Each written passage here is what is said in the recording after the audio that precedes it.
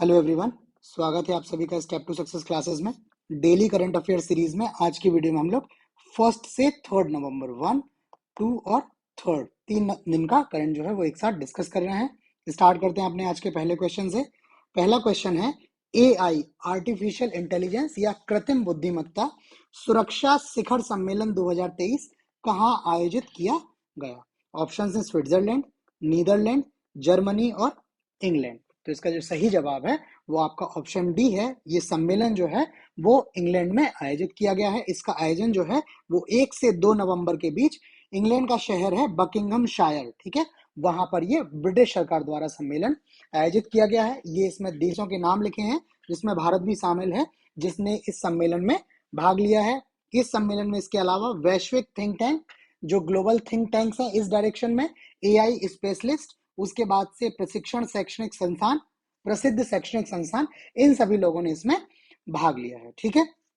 बाकी एक additional fact ये है कि वर्ष 2025-26 तक कम से कम 1 अरब से अधिक भारतीय जो हैं वो ऑनलाइन होंगे। मतलब ऐसे भारतीयों की संख्या जिनके पास इंटरनेट होगा, सुलभ होगा, उनकी संख्या 1 अरब से अधिक हो जाएगी वर्ष 2025 और 26 तक। नेक्स्ट क्वेश्चन है, 1 नवंबर 2023 को भारत और बांग्लादेश के प्रधानमंत्रियों द्वारा संयुक्त रूप से 3 भारतीय सहायता प्राप्त विकास परियोजनाओं का उद्घाटन किया गया है। 3 जो है वो इंडिया स्पॉन्सर्ड डेवलपमेंट प्रोजेक्ट्स जो हैं इनका अभी उद्घाटन किया हुआ है। भारत के प्रधानमंत्री श्री नरेंद्र मोदी और बांग्लादेश की प्रधानमंत्री जो है उनके द्वारा जो है इसको किया गया है उद्घाटन। आपको बताना है इनमें क्या शामिल नहीं है। ऑप्शन हैं Akhaura Agartala cross border rail link, port Khulna Mongla rail line, Pancheshwar बहुउद्देशीय परियोजना और Maitri super thermal power plant unit 2। तो इसका जो सही जवाब है आपका ऑप्शन सी है। ये पंचेश्वर बहुउद्देशीय परियोजना जो है ये भारत और नेपाल की जो है वो संयुक्त परियोजना है, जिसमें बांग्लादेश का कोई रिलेशन नहीं है। बाकी ये जो 3 परियोजनाएं हैं ये अभी हाल में इनका उद्घाटन बांग्लादेश में किया गया है, ठीक है। ये इनकी डिटेल लिखी हुई है। जो Akhaura Agartala cross border rail link है ये बांग्लादेश में करीब 6.78 किलोमीटर और त्रिपुरा में 5.4 किलोमीटर दोहरी जो है डबल है और गेज लाइन है, ठीक है, दोहरी गेज रेल लाइन के साथ ये टोटल 12.24 किलोमीटर लंबा जो है वो सेक्शन है। इसके अलावा ये खुलना मोंगला पोर्ट रेल योजना है। ये मोंगला पोर्ट जो बांग्लादेश का दूसरा सबसे बड़ा बंदरगाह है, इसको ब्रॉड गेज रेल नेटवर्क से जुड़ जाएगा। इसके अलावा जो मैत्री सुपर थर्मल पावर प्रोजेक्ट है ये 1320 मेगावाट का सुपर पावर थर्मल प्लांट जो है ये है और ये बांग्लादेश के खुलना डिवीजन में रामपाल में स्थित है। एक एडिशनल फैक्ट और है, ये जो पावर थर्मल पावर प्रोजेक्ट है ये कंपनी है, इसका नाम है बांग्लादेश भारत मैत्री पावर कंपनी लिमिटेड। ये कंपनी है, इस कंपनी द्वारा इसका कार्यान्वयन किया जा रहा है। इसमें भारत की ओर से एनटीपीसी लिमिटेड शामिल है और बांग्लादेश की ओर से बांग्लादेश पावर डेवलपमेंट बोर्ड शामिल है और इनका 50-50 की संयुक्त उद्यम कंपनी है। इनका दोनों का हिस्सेदारी जो है वो आधी आधी है, ठीक है। नेक्स्ट क्वेश्चन है, यूनेस्को ने हाल में किस भारतीय शहर को साहित्य का शहर नाम दिया है? ऑप्शंस हैं कोझिकोड, मदुरई, बनारस और कलकत्ता। इसका जो सही जवाब है ऑप्शन ए है। ये हाल में कोझिकोड शहर को जो है साहित्य का शहर नाम दिया गया है यूनेस्को द्वारा। यूनेस्को ने करीब 55 शहरों को, ठीक है, कुल 55 शहरों को 7 रचनात्मक क्षेत्र जो क्रिएटिव फील्ड्स हैं 7, उनके नाम है। इसमें शिल्प और लोक कला है, डिजाइन है, फिल्म है, गैस्ट्रोनॉमी है, साहित्य, मीडिया कला और संगीत में नामित किया है। और ये जो इनका अनुमोदन किया है, ये विश्व शहर दिवस जो है 31 अक्टूबर को जो मनाया जाता है, उस दिन यूनेस्को के जो महानिदेशक हैं, डायरेक्टर जनरल हैं यूनेस्को के, ऑन्ड्रे ओजेलो, ठीक है, इनके द्वारा इसका अनुमोदन किया है। ये कोझिकोड जो है ये केरल का शहर है। इसके अलावा मध्य प्रदेश का शहर है ग्वालियर, इसको संगीत के शहर के रूप में नामित किया गया है, ठीक है। बाकी जो प्रसिद्ध हिंदुस्तानी शास्त्रीय संगीतकार तानसेन, जिनका अकबर के नवरत्नों में स्थान था, अकबर के नवरत्नों में से एक थे, इनका जन्म ग्वालियर में हिंदू गौड़ ब्राह्मण परिवार में इनका जन्म हुआ था। ये क्वेश्चन आपसे लगातार पूछा जाता है कि तानसेन का जन्म कहाँ हुआ था, तो इस वजह से ये जो है इनका डिटेल इसमें इंक्लूड कर दी है, ठीक है। इसके अलावा यूनेस्को का जो है क्रिएटिव सिटीज नेटवर्क वार्षिक सम्मेलन जो है वो इसका वर्ष 2024 में आयोजन 1 से 5 जुलाई 2024 तक ब्रागा, पुर्तगाल में, पुर्तगाल का शहर है ब्रागा, वहां पर इसका जो है वो आयोजन किया जाना है। और इस सम्मेलन का जो विषय रहेगा वो है अगले दशक के लिए युवाओं को मेज पर लाना। ठीक है, ये इसका जो है थीम है जो 2024 में ब्रागा पुर्तगाल में होगा। ठीक है, बाकी ये जो क्वेश्चंस हम लोग डिस्कस कर रहे हैं करंट के, ये सब क्वेश्चंस आपको पीडीएफ के फॉर्म में भी अवेलेबल कराए जाते हैं। इनको आपको पीडीएफ को लेने के लिए ये हमारा टेलीग्राम ग्रुप का यूजर नेम दिया हुआ है। इसके अलावा वीडियो डिस्क्रिप्शन में भी इस टेलीग्राम ग्रुप का लिंक आपको दिया हुआ है, आप वहां से लिंक ज्वाइन करके ये टेलीग्राम ग्रुप ज्वाइन कर लीजिए। ठीक है, और वहां से आपको ये पीडीएफ मिलती रहेंगी। ठीक, नेक्स्ट क्वेश्चन देखते हैं।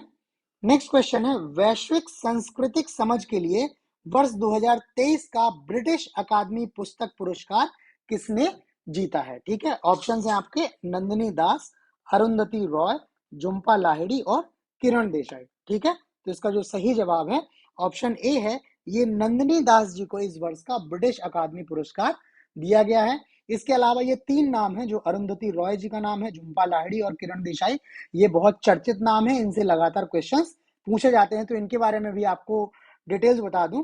अरुंधति राय जी ने एक 1997 में नोवेल, एक जो है इन्होंने अपना उपन्यास या नोवेल लिखा हुआ था, इसका नाम है गॉड ऑफ स्मॉल थिंग्स।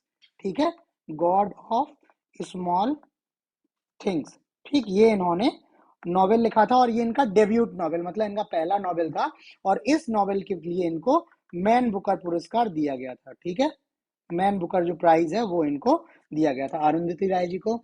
उसके अलावा ये जो झुम्पा लाहिड़ी जी हैं, ये इनके पेरेंट्स जो हैं वो बंगाल से थे, बट ये जो है अमेरिकन है। ठीक है, इनके पास अमेरिका की नागरिकता थी, और इनका जो रियल नेम है वो है नीलांजना सुदेशना, ये भी कभी कभी पूछ लिया जाता है। ठीक है, और इनकी बुक है इंटरप्रेटर ऑफ मेलोडीज। ठीक है, INTERPRETER, interpreter of melodies, MELADIES। ठीक है, ये इनकी बुक है। इस बुक के लिए इनको 1993 में पुलित्जर पुरस्कार जो है वो दिया गया था। और ये किरण देसाई जी हैं, ये भी भारत में जन्म लेने वाली अमेरिकन है। ठीक है, इनके पास अमेरिका की नागरिकता है, और इनकी एक बुक है, उसका नाम है द इनहेरिटेंस ऑफ लॉस। नाम नहीं लिख रहा हूं, आप लिख लीजिएगा वीडियो पॉज करके, द इनहेरिटेंस ऑफ लॉस। उसको वर्ष 2006 में, ठीक है, मैन बुकर पुरस्कार से सम्मानित किया गया था। तो ये तीनों नाम भी जो है वो भारतीय साहित्य में क्या है, काफी चर्चित है। ठीक, ये नंदिनी दास जी के बारे में कुछ लिखा हुआ है। इनकी प्रथम पुस्तक है, पुस्तक का नाम है courting India, England, Mughal India at the origins of empire. ठीक है, ये इसकी पुस्तक का नाम है। इस पुस्तक के लिए इनको ये पुरस्कार से सम्मानित किया गया है। बाकी ये नंदिनी दास जी जो हैं, ये ऑक्सफोर्ड यूनिवर्सिटी में अंग्रेजी साहित्य की प्रोफेसर हैं। ठीक है, और इन्होंने पुस्तक में क्या है उसके बारे में संक्षेप में यहाँ पे लिखा हुआ है, आप ये पीडीएफ ले लीजिएगा, वहां से आपको ये सारी डिटेल्स मिल जाएंगी। नेक्स्ट क्वेश्चन है, वर्ल्ड फूड इंडिया 2023 सम्मेलन का आयोजन कहाँ किया जा रहा है? ऑप्शन है नई दिल्ली, कलकत्ता, जयपुर और बेंगलोर। तो इसका जो सही जवाब है ऑप्शन ए है, ये वर्ल्ड फूड इंडिया 2023 का आयोजन नई दिल्ली में किया जा रहा है। इसका आयोजन जो है वो 3 से 5 नवंबर, 3 दिन तक प्रगति मैदान में किया जाना है, और इसका जो आयोजन कर रहा है वो खाद्य प्रसंस्करण उद्योग मंत्रालय द्वारा इसका आयोजन किया जा रहा है। ठीक है, आयोजन के माध्यम से भारत की समृद्ध खाद्य संस्कृति, ठीक है, फूड जो है, इंडिया का फूड कल्चर है, उस कल्चर को दुनिया के सामने प्रदर्शित किया जाएगा। इसके पहले ये जो है फूड जो फेस्टिवल है, इसका आयोजन जो है वो 2017 में आयोजन किया गया था। इस बार जो संस्करण है इसमें भागीदार देश के रूप में नीदरलैंड शामिल है, जबकि फोकस कंट्रीज जो हैं वो हैं जापान और वियतनाम। तो ये भी इंपॉर्टेंट डिटेल है, ये कई बार आपसे पूछ लिया जाता है कि इस बार के इस सम्मेलन में फोकस देश और पार्टिसिपेंट कंट्री कौन रहा है। ठीक, इसके अलावा कार्यक्रम में बाजरा पेय पदार्थों के 50,000 टेट्रा पैक कंटेनरों की एक विशाल स्थापना के साथ अंतरराष्ट्रीय बाजरा वर्ष 2023, इंटरनेशनल ईयर ऑफ मिलेट्स वर्ष 2023 को अंतरराष्ट्रीय बाजरा वर्ष के रूप में मनाया जा रहा है। तो इसके लिए भी ये किया जाएगा। ठीक है, उसको मार्क करने के लिए, तो ये फैक्ट भी आपका इंपॉर्टेंट है। ठीक है, नेक्स्ट क्वेश्चन है, सभी आवारा कुत्तों की नसबंदी करने वाला दुनिया का पहला देश निम्न में से कौन है? ऑप्शन है नेपाल, भूटान, बांग्लादेश और म्यांमार। तो इसका जो सही जवाब है आपका आपका ऑप्शन बी सही जवाब है। भूटान जो है वो दुनिया का ऐसा पहला देश है जिसने अपने यहाँ के सभी आवारा कुत्तों को क्या किया है, स्टरलाइज किया है, उनकी नशबंदी की है। ठीक है, ये करीब 14 साल इनकी जो है वो परियोजना चली है और इस परियोजना के बाद 14 सालों के अथक प्रयासों के बाद इन्होंने अपनी कुत्तों की पूरी आबादी को स्टरलाइज किया हुआ है और इनका टीकाकरण भी किया हुआ है। ठीक है, इस परियोजना के तहत करीब 1.5 लाख आवारा कुत्तों की नसबंदी की गई है और इसमें करीब 32,000 जो पालतू कुत्ते हैं इनकी माइक्रो चिपिंग भी की गई है। एक एडिशनल फैक्ट यहाँ है कि रेबीज से एक वर्ष में कुल जो है 59,000 लोग 59,000 लोगों की क्या हो जाती है, डेथ हो जाती है। और मनुष्यों को जो रेबीज होता है उसमें अधिकांश मामले जो है वो कुत्तों के काटने से होते हैं। ठीक है, तो इस वजह से ये आवारा कुत्ते जो हैं वो बहुत चिंताजनक विषय है। भारत में भी अभी लगातार इस तरह की घटनाएं आ रही हैं जिसमें क्या है, ये जो स्ट्रीट डॉग्स हैं, स्ट्रे डॉग्स भी बोलते हैं इनको, ये क्या है जो है वो नागरिकों पर क्या कर रहे हैं, हमला कर रहे हैं और बार बार मांग उठ रही है कि इन पर नियंत्रण किसी तरह से किया जाए जिससे जान माल की हानि कम। ठीक है, नेक्स्ट क्वेश्चन है अंडर 10 वर्ग में wild life photographer of the year का खिताब किसने जीता है? ऑप्शन है वियोन सेन की, विहान तल्या विकास, रोहन सिंह और इनमें से कोई नहीं। तो इसका जो सही जवाब है ऑप्शन बी है, ये विहान तल्या विकास जी हैं। इनको wild life photographer of the year category है इनकी अंडर 10, इसमें इन्होंने ये खिताब जीता हुआ है। ठीक है, ये इनकी जो तस्वीर है वो बेंगलुरु के बाहरी इलाके में स्थित भगवान कृष्ण की मूर्ति के साथ एक मकड़ी को इन्होंने दिलचस्प स्थिति में कैद किया। एक पिक्चर ली है जिसमें भगवान कृष्ण है और उसी में साथ में एक मकड़ी भी है। ठीक है, और इनकी इस तस्वीर को करीब 95 देशों की 50,000 प्रविष्टियों में से चुना गया है। तो आप इससे समझ सकते हैं कि कंपटीशन कितना टफ रहा होगा। इन्होंने ये पुरस्कार जीत लिया है। ठीक है, नेक्स्ट क्वेश्चन है हाल ही में किस क्रिकेट स्टेडियम में सचिन तेंदुलकर, इनको जो है वो गॉड ऑफ क्रिकेट के नाम से भी जाना जाता है सचिन तेंदुलकर को, तो इनकी प्रतिमा का अनावरण किया गया है? ऑप्शन है Narendra Modi stadium Ahmedabad, Eden gardens Kolkata, Wankhede stadium Mumbai और एन चिन्नास्वामी स्टेडियम बेंगलुरु। तो इसका जो सही जवाब है ऑप्शन सी है, ये वानखेड़े स्टेडियम मुंबई जो है इसमें सचिन की जो है वो प्रतिमा का अनावरण किया गया। ये अनावरण जो है जो इंडिया वर्सेस श्रीलंका, भारत बनाम श्रीलंका मैच जो था, जो इस विश्व कप का 33वां मैच है, इस मैच के पहले प्रतिमा का अनावरण इसमें किया गया है वानखेड़े इसमें। और इस प्रतिमा का जो निर्माण किया है वो प्रमोद कांबले ने इस प्रतिमा का निर्माण किया है। इसके अलावा सचिन तेंदुलकर से रिलेटेड कुछ फैक्ट्स हैं, वो हैं कि इन्होंने टेस्ट और वनडे क्रिकेट में दोनों में मिलाकर करीब 34,000 से अधिक रन इन्होंने बनाए हैं। इसके अलावा टेस्ट और वनडे को मिलाकर इन्होंने कुल 100 शतक जो है इन्होंने बनाए हैं। वनडे में इनके जो हैं वो 49 शतक हैं और अभी जो भारत का मैच हुआ है उस मैच में जो है विराट कोहली अभी इनकी बराबरी करने वाले हैं। पूरी उम्मीद है कि विराट कोहली इनकी बराबरी कर लेंगे। 48 शतक विराट कोहली के हो चुके हैं। ठीक है, इसके अलावा जो सचिन तेंदुलकर ने अपना आखिरी मैच जो है वो नवंबर 2013 में वानखेड़े स्टेडियम में इन्होंने खेला हुआ था। ठीक है, इसी स्टेडियम में इनकी प्रतिमा लगाई गई है।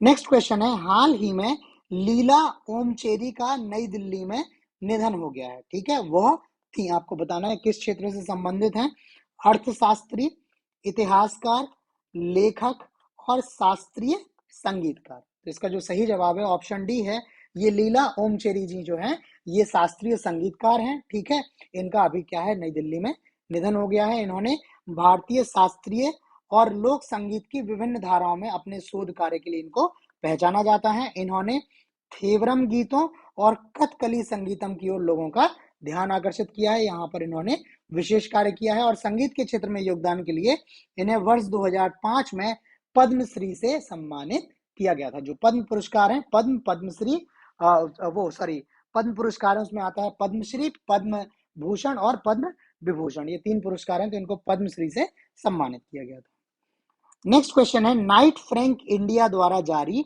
Prime global cities index Q3 2023 में प्रथम स्थान प्राप्त किया है?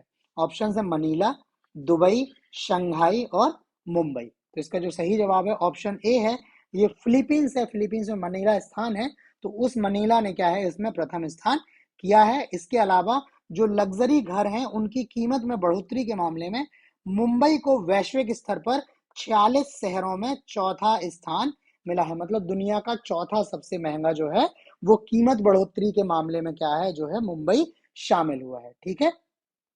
इसके अलावा जो लग्जरी घरों की औसत वार्षिक कीमत है उसमें साल दर साल वृद्धि वृद्धि को अगर देखा जाए तो उसमें क्या है, उसमें मुंबई, दिल्ली और बेंगलुरु की रैंकिंग जो है वो शीर्ष 20 में शामिल है। जो वर्ल्ड के 20 ऐसे शहर हैं जिनकी औसत जिनमें लग्जरी घरों की औसत वार्षिक कीमत जो है वो वृद्धि दर सर्वाधिक है, उसमें मुंबई, दिल्ली और बेंगलुरु शामिल है। ठीक है, टॉप 20 सिटीज में। और जो शीर्ष शहर है इसमें टॉप 5 का नाम लिखा है। मनीला फिलीपींस का पहले स्थान पर, यूएई में दुबई दूसरे स्थान पर, शंघाई चीन तीसरे पे, भारत में मुंबई चौथे स्थान पर और मैड्रिड जो है स्पेन का 5वें स्थान पर रहा है। ठीक है।